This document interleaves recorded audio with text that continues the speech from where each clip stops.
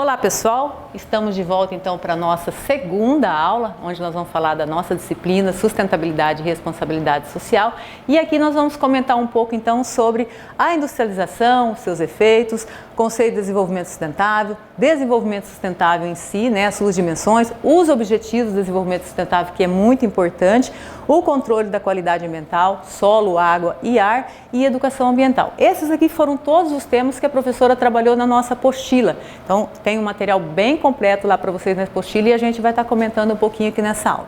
Então, aqui para a gente falar de sustentabilidade, é importante a gente entender assim, como se deu a questão de sustentabilidade.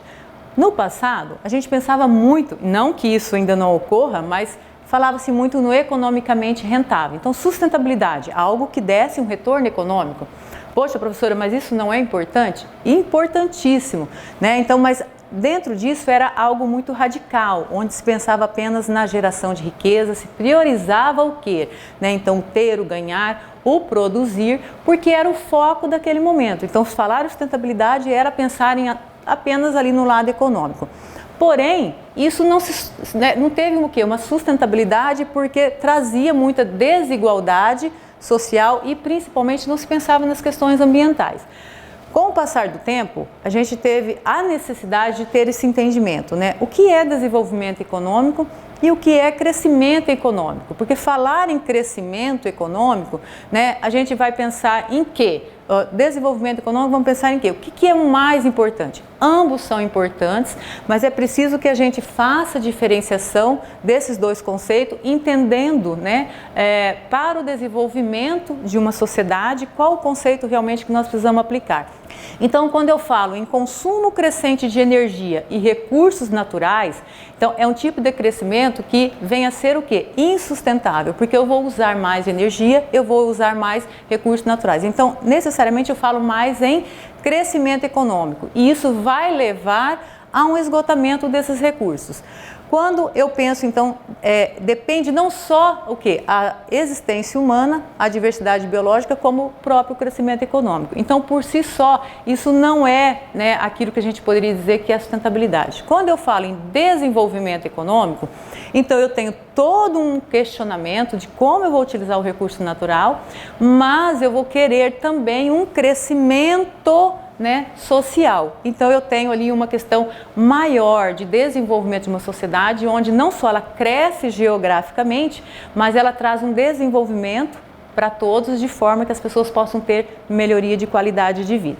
E isso, quando a gente traz um modelo que só pensa, né, em crescimento econômico, a gente tem uma série de desequilíbrios que vai trazer riqueza versus miséria, ou seja, onde algumas pessoas vão ter muito, outras muito pouco, fartura versus escassez e, consequentemente, uma degradação ambiental. Diante desse quadro, o que nos traz, né? A poluição, efeito estufa, isso é importante vocês darem uma olhada lá na apostila, a professora detalha bem sobre isso, inversão térmica, problemas na camada de ozônio, contaminação dos mares, a falta de água potável, porque isso sim é um problema seríssimo, né, para o desenvolvimento de uma nação, de uma sociedade, e principalmente as doenças aí provenientes da urbanização. E o desmatamento, né, que a gente já citou aqui anteriormente. Aí eu trago o que também, pensa bem, se eu estou falando em desenvolvimento sustentável, eu tenho que trazer a questão desse tripé da sustentabilidade. Perceba que eu trouxe ele um pouquinho diferente aqui daquele habitual que a gente tem o hábito de estar visualizando,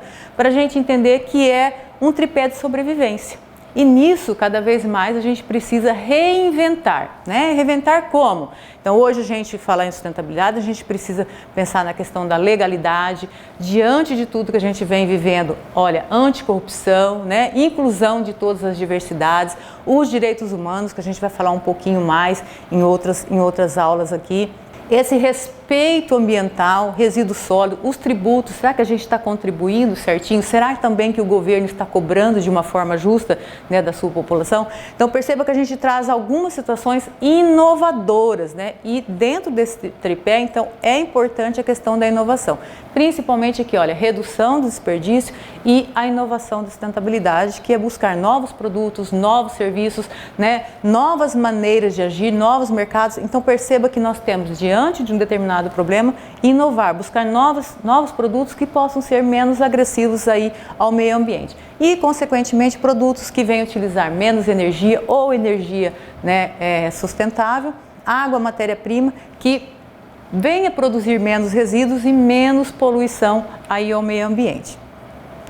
E para isso a gente tem o quê? Agenda de 2030. Eu particularmente adoro quando falar da questão da Agenda 2030, porque ela traz metas para todos nós, em todos os segmentos, né? Então, o que vai acontecer realmente em 2030? Será que as metas que foram estabelecidas em 2015 aqui pela ONU, para todo o mundo, para todas as nações, em diversos setores, né, dentro desses 17 objetivos, serão cumpridos? Então, são 193 líderes mundiais que se reuniram, né, e a gente denominou aqui os 5 P's, que pessoas, planeta, prosperidade, paz e parceria. São 5 pilares do desenvolvimento sustentável. Então, atrás eu falei um pouco de desenvolvimento sustentável e perceba aqui que ele já traz outras situações, né, falando então desse desenvolvimento. Aqui a gente tem então um pentágono, onde ao centro a gente tem a palavra desenvolvimento sustentável e aqui nós temos como base, então, a paz, parceria, o planeta, prosperidade e no topo as pessoas. Então é muito importante, além do início, né, o economicamente, nós vamos falar em prosperidade, mas não podemos esquecer então, né, de ter paz, das parcerias que são necessárias para a gente atingir esses objetivos, pensando no planeta e também aqui nas pessoas. Então eu trago aqui a explicação para vocês de como que funciona esse pentágono e também eu faço aí mais detalhadamente para vocês lá na nossa apostila. Aqui então nessa agenda, aqui os 17 objetivos para a gente ter o entendimento, mas veja que bacana. Nós temos 17 objetivos globais, 169 metas e 3 metas extraordinárias. Olha só. Erradicar a pobreza, desigualdade e pensar nas questões de ações climáticas. Então vamos lá, no 1, no 10 e no 13. Professora, e os demais são importantes? Importantíssimos, mas eu vou em cada qual segmento que eu estou trabalhando. Então eu vou lá, vejo o meu objetivo e quais são as metas e principalmente dentro dessas metas, né, nós vamos conseguir atingi-las? O que eu, dentro do meu trabalho, do meu segmento, preciso fazer? Mas dentro desses 17 objetivos, então a gente tem metas extraordinárias, que é o item 1, o item 10 e o item 13, tá ok? E aqui a gente termina, deixo aqui para vocês também algumas referências, é importantíssimo ler o material, tá buscando lá na apostila e as indicações que eu faço para vocês, tá ok? Aguardo vocês então na nossa próxima aula.